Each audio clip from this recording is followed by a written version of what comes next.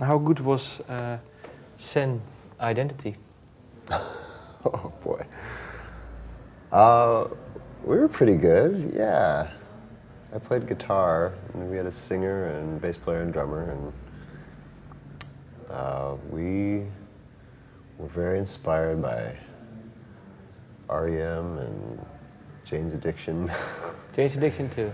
Yeah, we used to play with our shirts off. Rock, psychedelic, really loud. It was fun. Yeah, it was fun. It was good. It's a good band. I think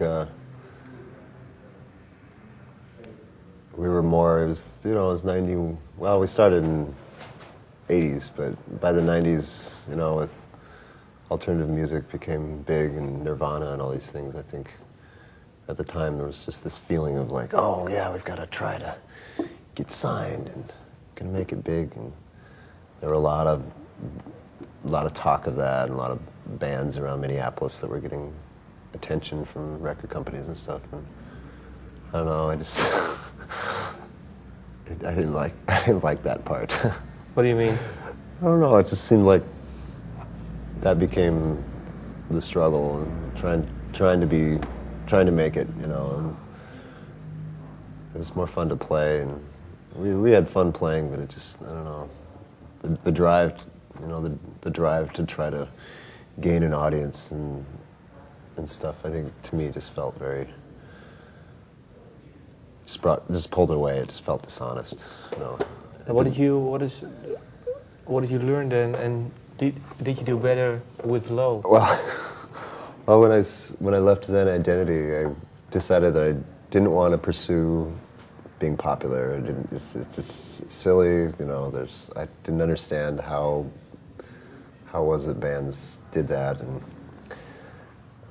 I just decided I wanted to play music with my wife and try to do music that was different and challenging, and, you know, something maybe I've never heard before, and so that's how we started Low, just playing with.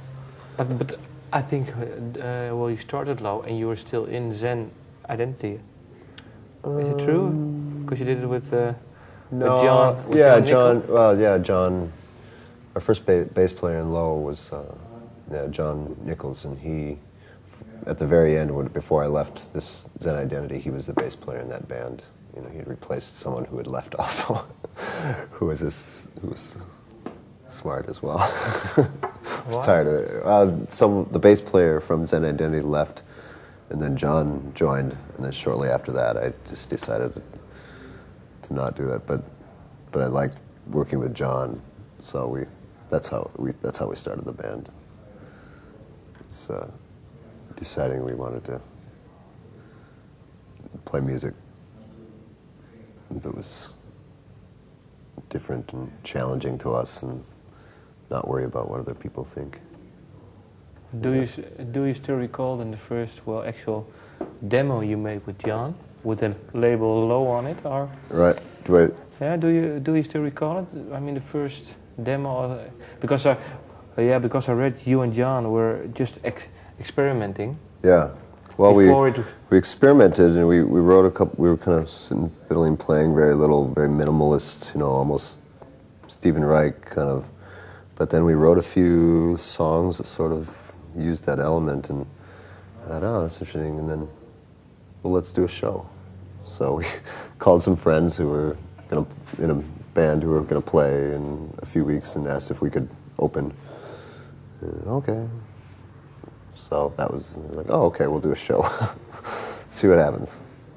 And then we did a show, and it really, I think by the time after the time building up to doing that show, as we were writing songs, I think it sort of dawned on us that